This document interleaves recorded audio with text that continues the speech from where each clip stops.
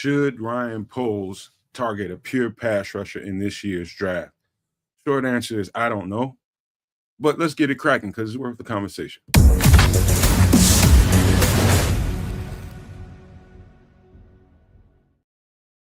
Yo, yo, yo, no maniacs, super no maniacs, and all in between. Welcome to another edition of Feed the Bears. And I'm about to dive right on into this one because it's one I feel pretty passionate about because this whole offseason, I don't know, besides the fact that we've been all over this kid, this is Mike Green you see on the screen from Marshall, edge rusher.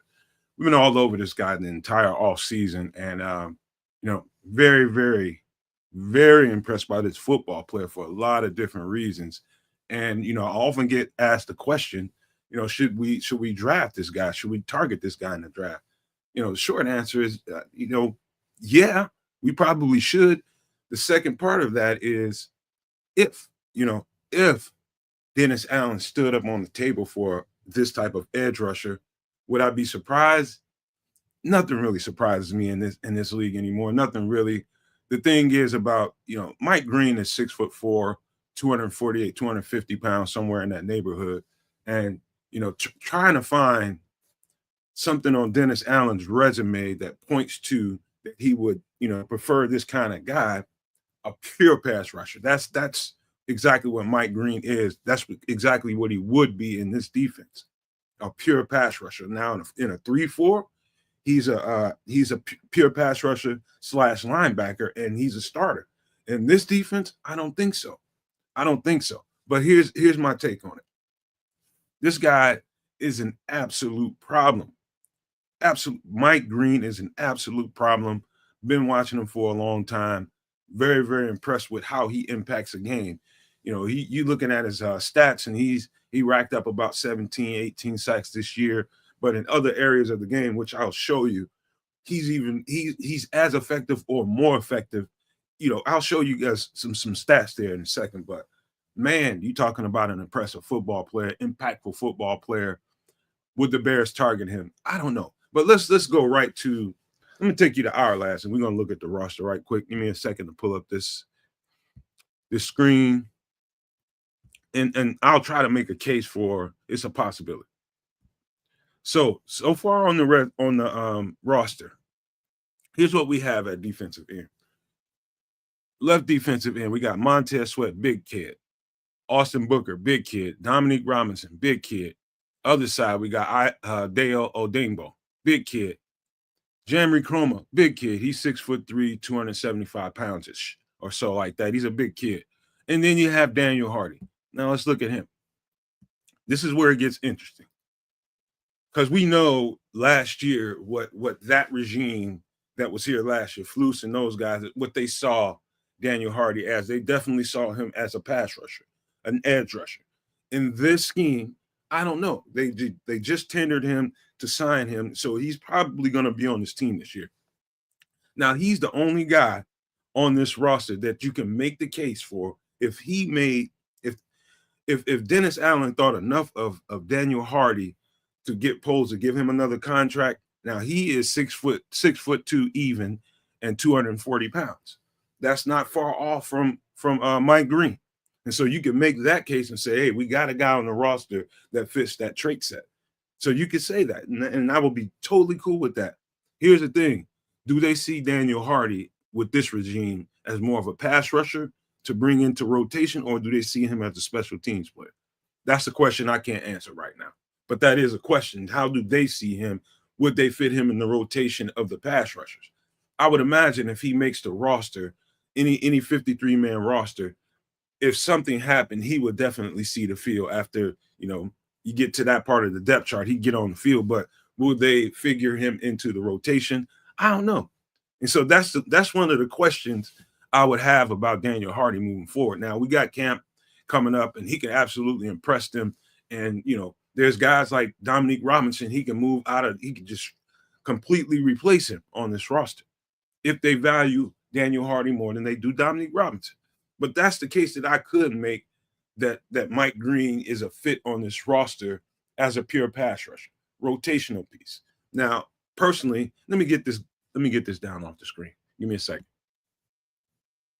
Give me a second. Oops.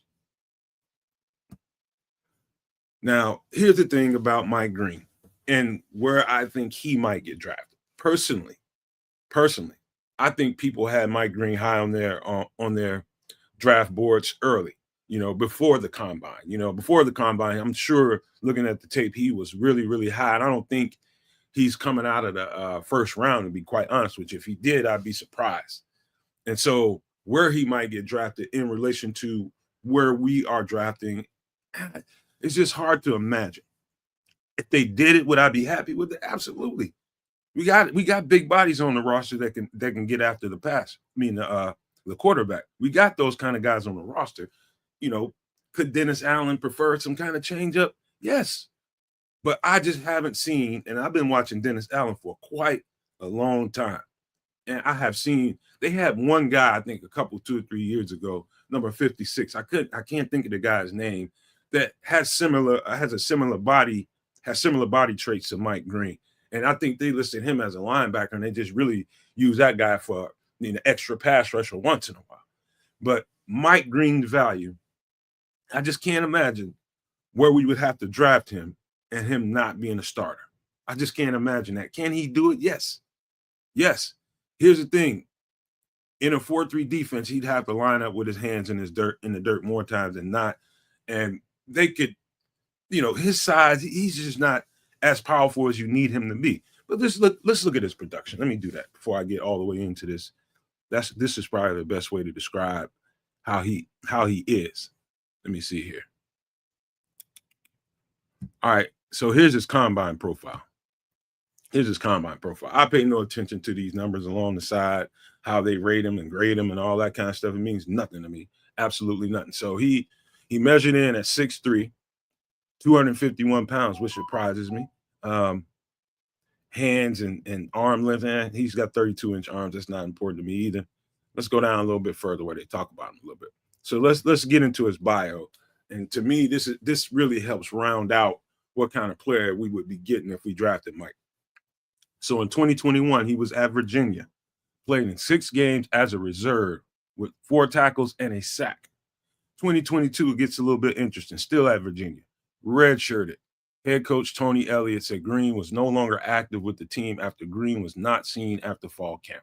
What that was all about is anybody's guess, man. Listen, college is a wild ass place to be, and ain't no telling what was happening. Probably just dealing with young immaturity stuff. So just, I pushed that to the side. In 2023, here's a question. I'm not sure if he was at Marshall or at Virginia, but here's the stats. Played in all 13 games with only 1 start.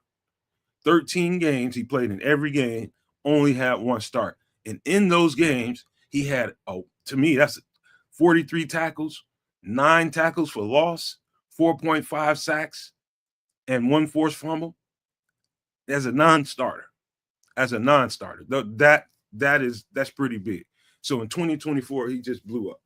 Second team Associated Press All-American, Sun Belt Conference Defensive Player of the Year, first team All Sun Belt, finalist for the Ted Hendricks Award, an award to the top DN in the country, led the FBS in sacks, 17 sacks, ranked second with 22.5 tackles for loss, led the team with 3 forced fumbles, started in all 13 games, got 84 tackles and 2 pass breakups. Oh my goodness. This guy is, let me get this down. This guy is ultra productive. And I don't say that lightly. Any guy like that can produce like that in all areas of his game, you have to strongly consider a guy like this. You have to. Now, in relation to what we have on the roster, this would be a good complement to it. And something I talked about right after we signed Dayo Odeyingbo is, okay, we know we have some big defensive ends. See, the thing about Dayo that I don't know that you guys have, I don't know if anybody's taken the time really to go study his tape, but if you did, it would become pretty clear to you that Dayo Odeyingbo is probably more effective coming from the inside as opposed to being a pure pass rusher off the edge. His production drops off tremendously. He still gets production, gets pressures, hits on the quarterback from the edge, but his ability to affect the game, to me, stood out starkly better as a defensive tackle to me. Now, you guys can, you look at the tape for yourself and tell me what you think of him. I'm cool with whatever you saw on the tape, but I'm just telling you my take on what I saw. And with that in mind, to me, Mike Green becomes a little bit more valuable when it comes to this draft. What I think the Bears might do, I think they're really going after the best player available, a game changer, somebody that can really, just a game changer is a game changer. Somebody you put in the game and can just flip the field, just from any position. A guy that you think is just better than everybody else in his class. That's pretty much a game changer. And I put Mike Green in that category. He's definitely going to change somebody's fortunes. It's the thing is here, he's not the prototypical 4-3 edge. Said that enough times. Can we get a change of pace edge rusher? Yes, I think, if Dennis Allen wants to, for the first time in his career, flex a little bit and be a little bit more dynamic, you target him, Mike Green. You target him. But that's what I think of him, man. I really think this guy is special. Since the minute I laid eyes on him. In fact, I watched the game against, I think it was Virginia Tech. I watched that entire game. And I'm telling you, this dude totally dominated that game. Totally dominated that game. Mike Green completely dominated that game. And here's the other part about Mike Green and getting a pass rusher of his type inside the building. He's not the only one that's a pure pass rushing specialist that would fit into a 4-3 scheme. There's another guy, the guy that he was playing against in that game on the other side of the ball. He's at Virginia Tech, Antoine Powell-Ryland, who had a so-so season this year, but last year was an absolute beast. The year that Mike Green had this year, Antoine Powell-Ryland from Virginia Tech had the exact same kind of year last year. He was a beast, and I thought he should have came out. I don't know why he didn't, but he did not. And I think, I guess in the eyes of people who do all the projections, he might have kind of slipped down. Who knows where he might get drafted. But, that's another option that you can have. You want a pure pass rusher?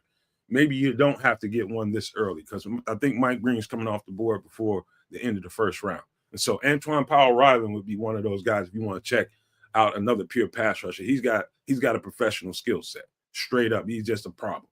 Go check that guy out at Virginia Tech. But that's my take on Mike Green. Would Poles target a pure pass rusher? Short answer is yes. If Dennis Allen stood up on the table for him, pretty much Ryan Poles would have no choice but to, if this is the guy he wants, you go get him. If this is the guy you want to play with, go get the guy. But that's my take on it, man. Thank you guys for being here, giving me your time and your day. Don't forget Nomad at Night tonight at 8 p.m. Central. Hopefully we will have one of the Super Nomaniacs, Minister Charles, do his off-season thing, how we do that over there. But we appreciate you guys for being here. And don't forget to subscribe to the channel. If you like this content, you like my takes on all this kind of stuff, and you want to hear more and more of it, just hit the subscribe button to say thank you. And I will really, really appreciate that. But that's my thing for today. I'll see you guys tonight on Nomad at Night. I'm going to leave you guys with these famous words. If you can think it and you can see it, there's no reason in the world why you cannot absolutely manifest it. Do not, and I repeat, do not be a prisoner of your own mind. But with that being said, I am